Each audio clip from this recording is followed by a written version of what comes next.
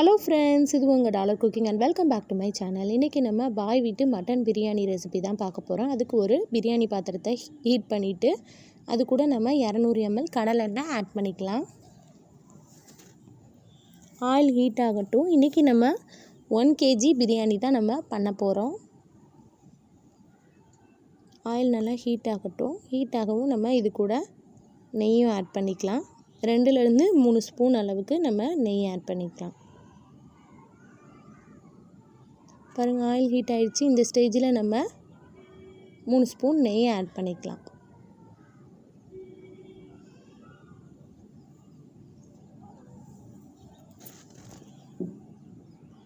இப்போ நம்ம பாருங்கள், நெய்யும் ஆயிலும் நல்லா ஹீட் ஆகிடுச்சு. இப்போ நம்ம 4 பட்டை, 4 கிராம்பு, 2 பிரியாணி இலை, 2 ஏலக்காய், இந்த ஸ்பைசஸ் எல்லாம் நம்ம இந்த ஆயிலில் நம்ம போட்டுக்கலாம். போட்டாச்சு. 2 பிரியாணி இலையை போட்டுக்கலாம்.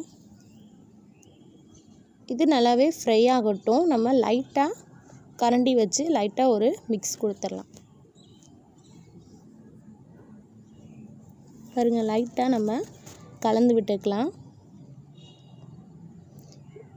நான் 4 பெரிய வெங்காயத்தை கட் பண்ணி எடுத்து வச்சுருக்கேன். 4 மீடியம் சைஸ் தக்காளியும் கட் பண்ணி எடுத்து வச்சுருக்கேன். இப்போ இது நல்லாவே பொரிஞ்சிருச்சு.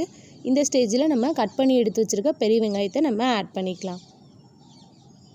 வெங்காயத்தை நல்லா நம்ம வதக்கணும். கோல்டன் ப்ரௌன் கலர் வர அளவுக்கு நம்ம வெங்காயத்தை வதக்கிக்கிறணும்.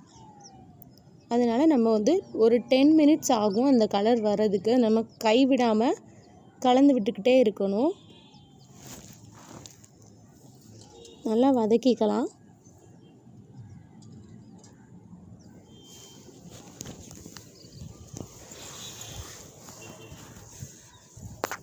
பாருங்கள், இப்போ இந்த மாதிரி 2 சைடும் வெங்காயத்தை இந்த மாதிரி பிரிச்சுக்கிட்டு இந்த ஆயிலில் இந்த கெட்டி கொழுப்பை நம்ம போட்டு ஃப்ரை பண்ணி விட்டுக்கலாம். இங்கே மட்டன் எடுக்கும் போதே இந்த மாதிரி பிரியாணிக்கு கெட்டி கொழுப்பு வேணும்னு சொல்லி கேட்டிங்கனாலே தருவாங்க. இந்த கெட்டி கொழுப்பு நம்ம போடுறதுனால பிரியாணி ரொம்பவே டேஸ்ட்டாக இருக்கும். இதையும் நல்லா நம்ம ஆயிலே நம்ம ஃப்ரை பண்ணிக்கலாம். இந்த ஆனியன் நல்லா ஃப்ரை ஆகட்டும். நம்ம கைவிடாமல் கலந்து விட்டுக்கிட்டே இருக்கணும். பாருங்கள், இப்போ லைட் கோல்டன் கலரில் வந்துருச்சு. இன்னும் நல்லாவே நம்மளுக்கு ஃப்ரை ஆகணும். இந்த ஸ்டேஜுக்கு வந்ததுக்கப்புறமா நம்ம காஷ்மீர் மிளகாய்த்தூள் ஆட் பண்ணிக்கலாம். இந்த ஆயிலே நம்ம மிளகாய்த்தூளை நம்ம ஆட் பண்ணணும். உங்களுக்கு எந்த மிளகாய்த்தூள் வேணாலும் நீங்கள் ஆட் பண்ணிக்கலாம். நான் 4 ஸ்பூன் காஷ்மீர் மிளகாய்த்தூள் ஆட் பண்ணியிருக்கேன். உங்கள் காரத்துக்கு தகுந்தாப்பில் நீங்கள் மிளகாய்த்தூள் ஆட் பண்ணிக்கோங்க. அதையும் நல்லா நம்ம இப்போ மிக்ஸ் பண்ணி விட்டுறலாம். இப்போ நான் 4 மீடியம் சைஸ் தக்காளி, பழமான தக்காளி நான் கட் பண்ணி எடுத்து வச்சுருக்கேன். அதை நம்ம இந்த ஸ்டேஜில் போட்டுக்கலாம். போட்டுட்டு தக்காளியும் நல்லா மிக்ஸ் பண்ணி விட்டுறலாம். நல்லா வதங்கட்டும் தக்காளி. நம்ம கைவிடாமல் இந்த மாதிரி கலந்து விட்டுகிட்டே இருப்போம். பாருங்கள், லோ ஃப்ளேமில் வச்சு இந்த மாதிரி நம்ம மிக்ஸ் பண்ணி விட்டுக்கிட்டே இருக்கணும். அடிக்கடி அடி பிடிச்சிடாமல் இருக்கிறதுக்காக. தக்காளி நல்லா வதங்கணும். அதுக்காக நம்ம தக்காளி வதங்குறதுக்கு சால்ட் கூட நம்ம ஆட் பண்ணிக்கலாம். நம்ம சால்ட் கொஞ்சம் ஆட் பண்ணிக்கலாம். சால்ட் ஆட் பண்ணி நம்ம வதக்கி விடும்போது தக்காளி கொஞ்சம் சீக்கிரமாகவே வதங்கிடும். இப்போ நல்லா நம்ம கலந்து விட்டுக்கலாம்.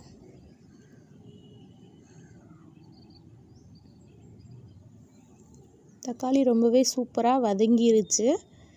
இப்போ நான் ஒரு மீடியம் சைஸ் பவுலில் இஞ்சி பூண்டு பேஸ்ட் அரைச்சி எடுத்து வச்சுருந்தேன். அந்த இஞ்சி பூண்டு பேஸ்ட்டை நம்ம இப்போ இந்த மசாலாவோட நம்ம ஆட் பண்ணிக்கலாம். இஞ்சி பூண்டு பேஸ்ட் போட்டாச்சு. இதையும் நல்லா நம்ம மிக்ஸ் பண்ணி விட்டுறலாம். அடி பிடிக்காமல் நல்லா நம்ம கலந்து விட்டுக்கிட்டே இருக்கணும். நல்லா இஞ்சி பூண்டு பேஸ்ட்டோட ஸ்மெல் போகிற அளவுக்கு நல்லா நம்ம வதக்கி விட்டுறலாம்.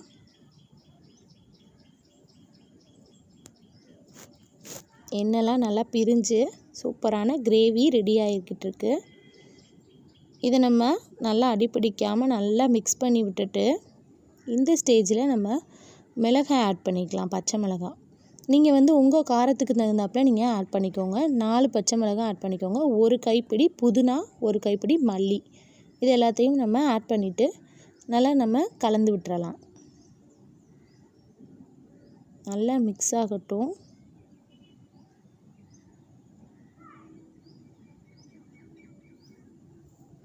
இந்த ஸ்டேஜில் நம்ம நல்லா ஒரு எண்ணெய் நல்லா பிரிஞ்சு வரும்போது நம்ம வந்து தயிர் ஆட் பண்ணிக்கலாம். பாருங்கள் இப்போ எவ்வளோ சூப்பராக இருக்குதுன்னு கிரேவி. இந்த ஸ்டேஜில் நம்ம வந்து 200 ml தயிர் ஆட் பண்ணிக்கலாம். தயிர் வந்து நீங்கள் புளிச்ச தயிராக இருந்தால் கம்மியாக ஆட் பண்ணிக்கோங்க, இல்லைன்னா பிரியாணி வந்து புளிப்பாக இருக்கும். நம்ம வந்து கம்மியாக ஆட் பண்ணிக்கலாம். புளிச்ச தயிராக இருந்தால் இது வந்து நல்லா ஃப்ரெஷ்ஷான தயிர்னால் நீங்கள் வந்து 200 ml வந்து நீங்கள் ஆட் பண்ணிக்கலாம். ஆட் பண்ணிவிட்டு நல்லா மிக்ஸ் பண்ணி விட்டுறலாம். ஒரு லெமன் ஜூஸை வந்து புழிஞ்சு எடுத்து வச்சுருந்தேன். அதில் வந்து 1/2 லெமன் மட்டும் நம்ம வந்து இப்போ நம்ம அந்த கிரேவியோட ஆட் பண்ணிக்கலாம். இப்போ நல்லா தயிரை வந்து நல்லா நம்ம மிக்ஸ் பண்ணி விட்டோமே, இந்த ஸ்டேஜில் நம்ம வந்து 1/2 லெமன் ஜூஸ் ஆட் பண்ணிக்கலாம். இன்னும் கொஞ்சம் ஜூஸ் இருக்கும்ல, 1/2 லெமன் ஜூஸு, அதை வந்து நம்ம எடுத்து வச்சிடலாம். நம்ம தேவைப்படும் போது அப்புறமேட்டு ஆட் பண்ணிக்கலாம். இப்போ இதே நல்லா நம்ம மிக்ஸ் பண்ணி விட்டுறலாம். நான் வந்து இன்றைக்கி 1 kg மட்டன் வந்து வாஷ் பண்ணி வேக போட்டு எடுத்து வச்சுருக்கேன். மட்டன் வேக வச்ச தண்ணியை நம்ம வந்து வேஸ்ட் பண்ணிடக்கூடாது. மட்டன் வேக வச்ச தண்ணியையும் தனியாக எடுத்து வச்சுக்கணும், மட்டனையும் தனியாக எடுத்து வச்சுக்கணும். இப்போ பாருங்கள் கிரேவி சூப்பராக வந்துட்டுருக்கு. இந்த ஸ்டேஜில் நம்ம வேக வச்சு எடுத்து வச்சுருந்தோம். இப்போ வந்து கிரேவிக்கு தேவையான அளவு உப்பும் போட்டுக்கலாம். போட்டுட்டு அதையும் நல்லா நம்ம மிக்ஸ் பண்ணி விட்டுறலாம். வேக வச்ச மட்டனையும் நம்ம இப்போ போட்டுக்கலாம். போட்டுட்டு இந்த மசாலாவோட நல்லா நம்ம வந்து மட்டனை மிக்ஸ் பண்ணி விட்டுறலாம். நான் வந்து ஒரு 4லேருந்து 5 விசில் வரையும் போட்டு வேக வச்சு எடுத்து வச்சுருக்கேன். நீங்கள் வாங்குகிற மட்டனை பொறுத்து நீங்கள் வந்து விசில் போட்டு வேக வச்சு எடுத்து வச்சுக்கோங்க. இப்போ பாருங்கள் மசாலாவும் மட்டனும் நல்லாவே மிக்ஸ் ஆயிடுச்சு. இப்போ லைட்டாக கலந்து விட்டுறலாம்.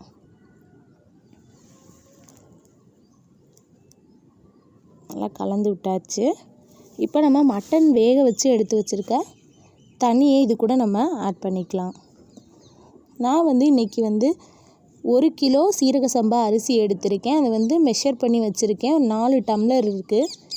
அதனால் நான் வந்து 4 டம்ளருக்கு 8 டம்ளர் தண்ணின்ற மெஷர்மெண்ட்டில் நம்ம வந்து தண்ணியும் இந்த மட்டன் வேக வச்ச தண்ணியும் சேர்த்து நான் ஆட் பண்ணிக்கிறேன்.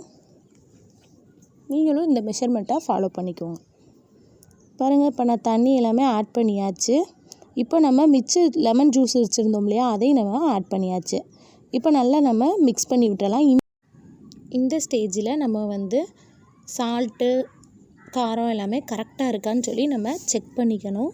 இப்போ எனக்கு வந்து உப்பு கொஞ்சம் கம்மியாக இருக்க மாதிரி தெரியுது, அதனால் கொஞ்சமாக நான் சால்ட் ஆட் பண்ணிக்கிறேன்.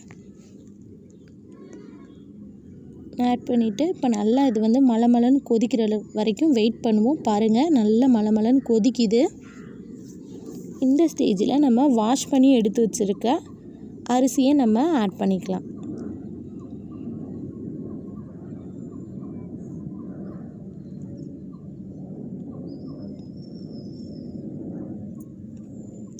நம்ம அரிசி ஃபுல்லாக ஆட் பண்ணிக்கலாம்.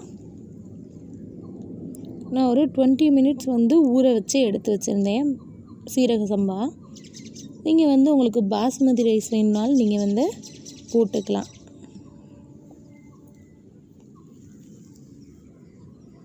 இப்போ நம்ம ஆட் பண்ணியாச்சு. இப்போ லைட்டாக நம்ம மிக்ஸ் பண்ணி விட்டுறலாம். அரிசி போட்டதுக்கப்புறமா அடிக்கடி வந்து கலந்து விட வேணாம். லைட்டாக மட்டும் மிக்ஸ் பண்ணாலே போதும், இல்லைன்னா அரிசி வந்து உடஞ்சிரும். பாருங்கள் நல்லா கொதிக்குது. இப்போ நம்ம மூடி போட்டு மூடி வச்சிடலாம். ஒரு 5 to 10 மினிட்ஸ் கழித்து நம்ம ஓப்பன் பண்ணி பார்க்கலாம். பாருங்கள் இப்போ வந்து 5 to 10 மினிட்ஸ் ஆயிடுச்சு. இப்போ நான் ஓப்பன் பண்ணி பார்க்குறேன். தண்ணியும் அரிசியும் கொஞ்சம் நல்லா வந்து சேம் குவான்டிட்டி அளவுக்கு இருக்குது. இப்போ வந்து நல்லா நம்ம லைட்டாக ஒரு மிக்ஸ் கொடுத்துடலாம். மிக்ஸ் பண்ணிவிட்டு இப்போ நம்ம தம் போடலாம். அதுக்கு நம்ம மூடியை போட்டு மூடி வச்சுட்டு அது மேலே ஒரு வெயிட்டை வந்து வச்சிடலாம். இப்போது ஒரு 10 மினிட்ஸ் கழித்து ஓப்பன் பண்ணி பார்ப்போம். அது கூட நம்ம ஒரு 2 தடவை மட்டும் லைட்டாக நம்ம கலந்து விட்டுக்கலாம். இப்போ பாருங்கள் பிரியாணி ரெடி ஆயிடுச்சு. இது கூட நம்ம நெய் ஆட் பண்ணிவிட்டு நல்லா கலரி விட்டுட்டு நம்ம சர்வ் பண்ணலாம். நான் வந்து 3 ஸ்பூன் நெய் ஆட் பண்ணியிருக்கேன். இப்போ நல்லா நம்ம கலந்து விட்டுக்கலாம். கலந்து விட்டுட்டு இதை நம்ம சர்வ் பண்ணலாம். சூப்பரான பாய் வீட்டு மட்டன் பிரியாணி ரெடி ஆயிடுச்சு. இந்த ரெசிபியை கண்டிப்பாக உங்கள் வீட்டில் ட்ரை பண்ணி பாருங்கள். அண்ட் இந்த வீடியோ உங்களுக்கு பிடிச்சிருந்துச்சுன்னா லைக் பண்ணுங்கள், கமெண்ட் பண்ணுங்கள் அண்ட் சப்ஸ்கிரைப் பண்ணுங்கள். தேங்க்யூ ஃபார் வாட்சிங்.